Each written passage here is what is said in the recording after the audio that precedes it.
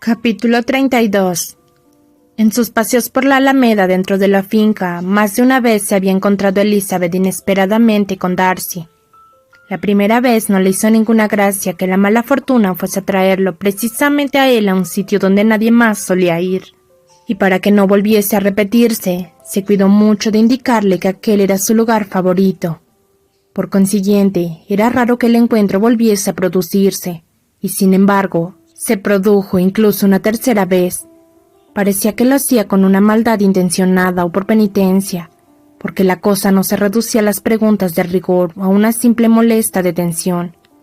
Darcy volvía atrás y paseaba con ella. Nunca hablaba mucho ni le importunaba haciéndole hablar o escuchar demasiado. Pero al tercer encuentro, Elizabeth se quedó asombrada ante la rareza de las preguntas que le hizo. Si le gustaba estar en Hunsford, si le agradaban los paseos solitarios, y qué opinión tenía de la felicidad del matrimonio Collins.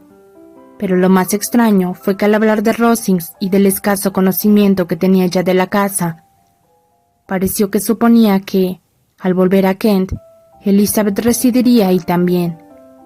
Estaría pensando en el coronel Fitzwilliam. La joven pensó que si algo quería decir, había de ser forzosamente una alusión por ese lado. Esto le inquietó un poco, y se alegró de encontrarse en la puerta de la empaladiza que estaba justo enfrente de la casa de los Collins. Releía un día, mientras paseaba, la última carta de Jane y se fijaba en un pasaje que denotaba la tristeza con que había sido escrita, cuando, en vez de toparse de nuevo con Darcy, al levantar la vista se encontró con el coronel Fitzwilliam. Escondió al punto la carta y, simulando una sonrisa, dijo: «Nunca supe hasta ahora que paseaba usted por este camino». «He estado dando la vuelta completa a la finca», contestó el coronel, «cosa que suele hacer todos los años, y pensaba rematarla con una visita a la casa del párroco. ¿Va a seguir paseando?» «No, iba a regresar». En efecto, dio la vuelta y juntos se encaminaron hacia la casa parroquial. «¿Se van de Kent el sábado, seguro?», preguntó Elizabeth. Si Darcy no vuelve a aplazar el viaje. Estoy a sus órdenes. Él dispone las cosas como le parece. Y si no le placen las cosas, por lo menos le da un gran placer el poder disponerlas a su antojo. No conozca a nadie que parezca gozar más con el poder de hacer lo que quiere que el señor Darcy. «Le gusta hacer su santa voluntad», replicó el coronel Fitzwilliam, «pero a todos nos gusta, solo que él tiene más medios para hacerlo que otros muchos, porque es rico y otros son pobres. Digo lo que siento. Usted sabe que los hijos menores tienen que acostumbrarse a la dependencia y renunciar a muchas cosas. Yo creo que el hijo menor de un conde no lo pasa tan mal como usted dice. Vamos a ver, sinceramente, ¿qué sabe usted de renunciamientos y de dependencias? ¿Cuándo se ha visto privado, por falta de dinero, de ir a donde quiera o de conseguir algo que se le antoje? Esas son cosas sin importancia, y acaso pueda reconocer que no he sufrido muchas privaciones de esa naturaleza, pero en cuestiones de mayor trascendencia, estoy sujeto a la falta de dinero. Los hijos menores no pueden casarse cuando les apetece, a menos que les gusten las mujeres ricas, cosa que no sucede a menudo. Nuestra costumbre de gastar nos hace demasiado dependientes, y no hay muchos de mi rango que se casen sin prestar un poco de atención al dinero. ¿Se referirá esto a mí?», pensó Elizabeth sonrojándose, pero respondiendo se contestó a tono jovial. «Y dígame, ¿cuál es el precio normal de un hijo menor de un conde? A no ser que el hermano mayor esté muy enfermo, no pedirán ustedes más de 50,000 libras». Él respondió en el mismo tono y el tema se agotó. Para impedir un silencio que podría hacer suponer al coronel que lo dicho le había afectado, Elizabeth dijo poco antes: «Me imagino que su primo le trajo con él sobre todo para tener a alguien a su disposición.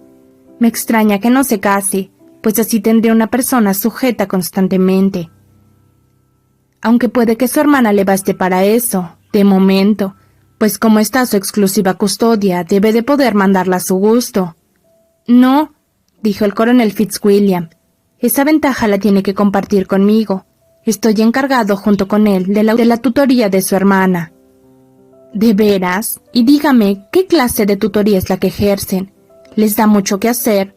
Las chicas de su edad son a veces un poco difíciles de gobernar, y si tiene el mismo carácter que el señor Darcy, le debe de gustar también hacer su santa voluntad». Mientras hablaba, Elizabeth observó que el coronel la miraba muy serio, y la forma en que le preguntó enseguida que cómo suponía que la señorita Darcy pudiera darles algún quebradero de cabeza, convenció a Elizabeth de que, poco o mucho, se había acercado a la verdad. La joven contestó a su pregunta directamente. No se asuste, nunca he oído decir de ella nada malo y casi aseguraría que es una de las mejores criaturas del mundo. Es el ojo derecho de ciertas señoras que conozco, la señora Horse y la señorita Bingley.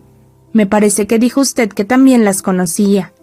Algo, sí. Su hermano es un caballero muy agradable, íntimo amigo de Darcy. Oh, sí, dijo Elizabeth secamente. El señor Darcy es increíblemente amable con el señor Bingley y lo cuida de un modo extraordinario. ¿Lo cuida? Sí, realmente, creo que lo cuida precisamente en lo que mayores cuidados requiere. Por algo que me contó cuando veníamos hacia aquí, presumo que Bingley le debe mucho.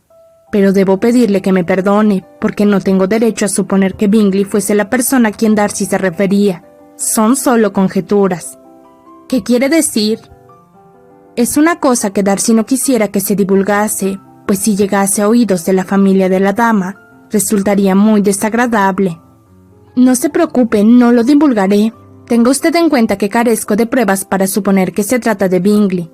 Lo que Darcy me dijo es que se alegraba de haber librado hace poco a un amigo de cierto casamiento muy imprudente, pero no citó nombres ni detalles, y yo sospeché que el amigo era Bingley solo porque me parece un joven muy a propósito para semejante caso, y porque sé que estuvieron juntos todo el verano.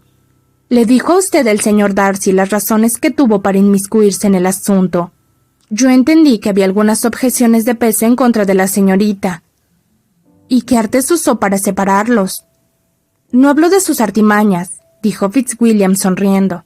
Solo me contó lo que acabo de decirle. Elizabeth no hizo ningún comentario y siguió caminando con el corazón henchido de indignación. Después de observarlo un poco, Fitzwilliam le preguntó por qué estaba tan pensativa. Estoy pensando en lo que usted me ha dicho, respondió Elizabeth. La conducta de su primo no me parece nada bien. ¿Por qué tenía que ser él el juez?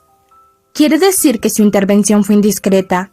No veo qué derecho puede tener el señor Darcy para decidir sobre una inclinación de su amigo, y por qué haya de ser él el que dirija y determine, a su juicio, de qué modo de ser su amigo feliz. Pero continuó reportándose, no sabiendo detalles. No está bien censurarle. Habrá que creer que el amor no tuvo mucho que ver en este caso. Es de suponer, dijo Fitzwilliam, pero eso aminora muy tristemente el triunfo de mi primo. Esto último lo dijo en broma, pero a Elizabeth le pareció un retrato tan exacto de Darcy que creyó inútil contestar. Cambió de conversación y se puso a hablar de cosas intrascendentes hasta que llegaron a la casa. En cuanto el coronel se fue, Elizabeth se encerró en su habitación y pensó sin interrupción en todo lo que había oído. No cabía suponer que el coronel se refiriese a otras personas que a Jane y a Bingley. No podían existir dos hombres sobre los cuales ejerciese Darcy una influencia tan ilimitada. Nunca había dudado de que Darcy había tenido que ver en las medidas tomadas para separar a Bingley y a Jane, pero el plan y el principal papel siempre lo había atribuido a la señorita Bingley. Sin embargo, si su propia vanidad no le ofuscaba, él era el culpable. Su orgullo y su capricho eran la causa de todo lo que Jane había sufrido y seguía sufriendo aún. Por él había desaparecido toda la esperanza de felicidad en el corazón más amable y generoso del mundo, y nadie podía calcular todo el mal que había hecho. El coronel Fitzwilliam había dicho que había algunas objeciones de peso contra la señorita, y esas objeciones serían seguramente el tener un tío abogado de pueblo y otro comerciante en Londres.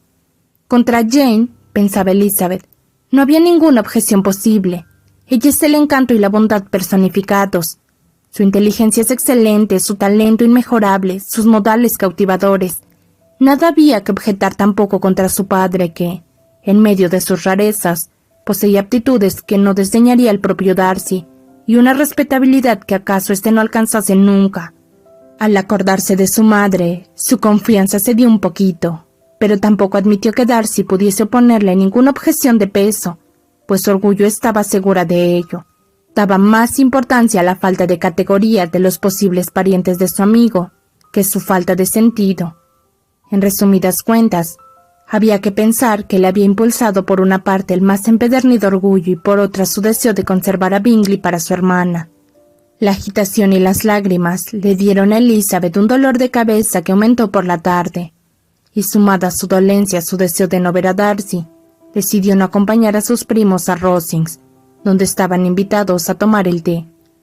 La señora Collins, al ver que estaba realmente indispuesta, no insistió, e impidió en todo lo posible que su marido lo hiciera, pero Collins no pudo ocultar su temor de que Lady Catherine tomase a mal la ausencia de Elizabeth.